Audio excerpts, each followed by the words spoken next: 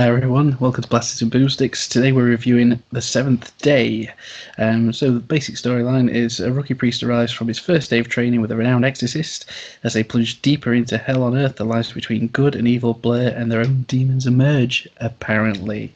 So mate, The Seventh Day. Let's get straight into it. What did you think? Sorry, mate. Thought I was still watching that movie. My God, it wasn't the movie actually. That was a bit of a lame joke. I'll apologise. That was the synopsis you just read. I mean, how much generic can formulaic synopsis can you possibly list? Two people get together. The lines between good and evil blur is essentially this movie is boring. The synopsis tells you to stay away from it. I'm really disappointed in this film. Guy Pearce, great actor. Keith David, a personal favourite of mine. Underutilised. Stephen Lang, unbelievable. Does nothing. I just think generic's the word. Yeah, before I obviously go on and tear my hair out with this one, what about you? I don't want to hog the mic. Yeah, it was difficult, mate, because I fell asleep. I nodded off 3 times through it, and I was getting nudged constantly from the other half. So I did sort of see the majority of it. It didn't catch me at all. I think the opening sequence with Keith David, I think, was the best part of it. Didn't you still find even the priest in training there looks totally out of place, and the parents look like they were reading the script off camera. Someone's feeding them lines, going, "Say what are you doing to our daughter or son? Which one is it? Okay, what are you doing to our son slash daughter?" It just terrible. But that's it, and that's why it's Keith David literally was the best part in it, and to say he was underused, is criminal. It was so by the book, and it was so it's a film we've seen, an older, experienced exorcist, a younger exorcist, sort of. I wonder where we've seen that before. You see, my issue with I thought when we were introduced to Guy Pearce, and he wasn't wearing his dog collar, he wasn't wearing his robes and stuff like that, and they'd gone for that sort of. He's a priest for the Lord. yeah, sort of thing. And I kind of I could probably get on with this because I'd rather watch Guy Pearce than was it Father Daniel Vidia Derbez, I think he's called, the actor. Dreadful. And it's just there's no charisma there. So Guy Pearce has to bring his what you just see to move that cast along. You have to bring his A game. But even you said this before we started talking, he does seem really bored, and to go along with the. He is the kick-ass priest who doesn't wear his dog collar, and he quite happily beats the shit out of the people who are possessed, and kicks doors in and shit like that. You'd sort of happily in another film with other actors, you probably think, I can get on with this. It's a little bit different. It's trying to, in a way, be so far removed from The Exorcist, which is obviously where all possession films will take the cues from. Yeah. That it goes too far. And it just becomes meh. Well, the script, you were saying essentially we've seen everything. To me, it reminded me of something that I'd embarrassingly look back on and go, I wonder if I'd have written that script a few years before I went to college. I wonder if that's something I'd have written. Going, oh, look at this. You don't pay much attention when you're growing up to your subconscious, as in where you get your ideas from, and you just go, oh, I'll put that in, I'll do that, and it just feels that the script is just full of tropes we've seen everywhere.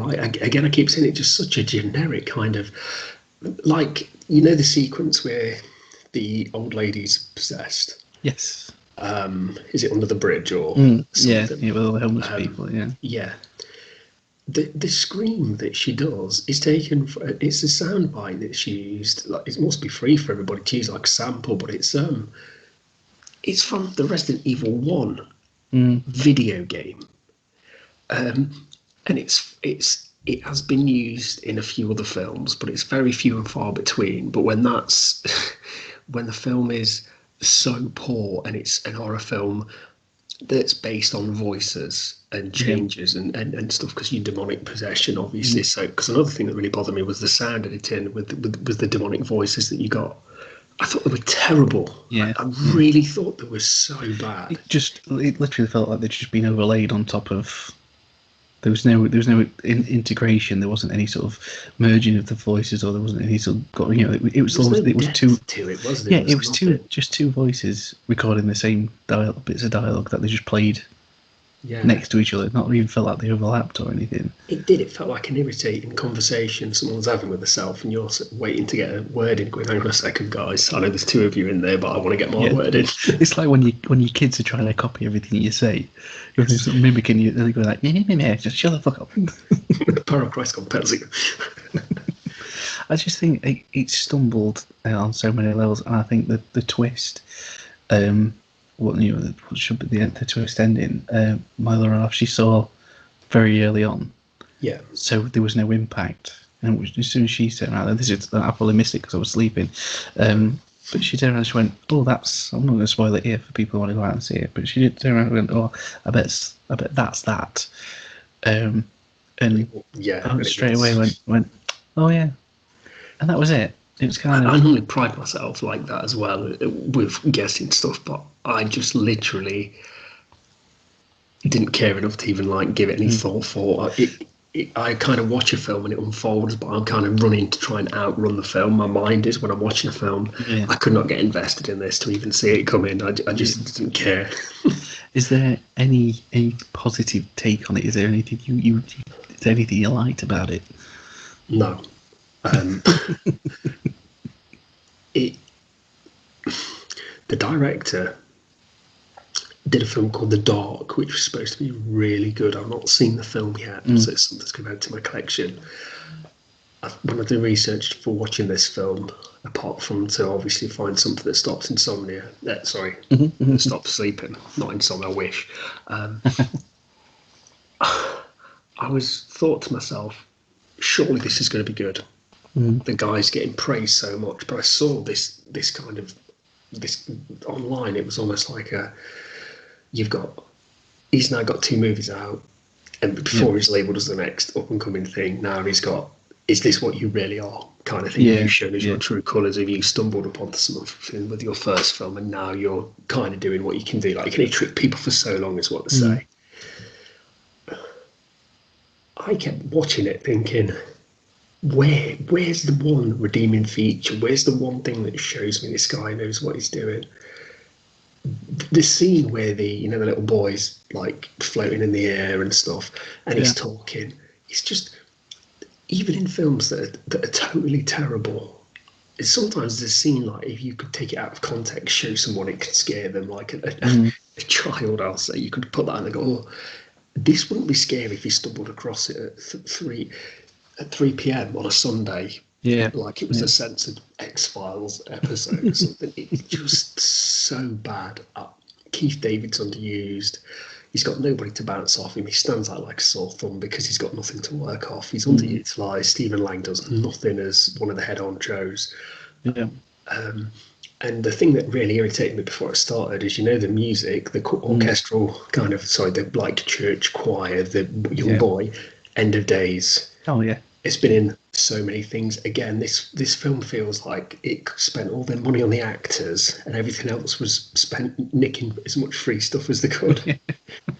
Well, that bit of choir music, like I said, to go off on a little bit of a tangent, was when I heard the kids were watching Frozen 2, and the main theme that bounces through Frozen 2 is da, da, da, da. And I was like, really? End of Days.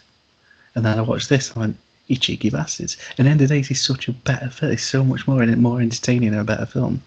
Well, End of Days also, it has that over-the-top kind of, it's the end of the world, it's the new millennium. This film is supposed to be hell on earth, but actually there's no stakes because you never fucking see them. Yeah. But the next thing I saw that on was actually, the Buffy episode where Faith wakes up from a coma. Yeah. It plays when she first wakes up, looking around the derelict school, and I was like, why had they took that from End of Days? Then I started to see it on adverts, and I was thinking, because it's free. Yeah. I wish this movie was free from my memory. So this rounded up, mate. unfortunately, Seventh Day, is turns out it's a bit of a piece of shit. So no recommendation for myself. I'd recommend Wrong Turn 2021 ahead of this, and you know how bad that is from the last review. Yeah, honestly, guys, go out and watch that. Logs are more entertaining. I can't recommend it, mate. I just thought it was just dull and dire. Like I said, didn't engage me enough to help me fall asleep, and that's it. So, well, thanks for that, mate. We'll hopefully have something a little bit better to review next time for you guys. And but we'll go out and watch it and let us know what you think. We'll look forward to hearing from you. Take care.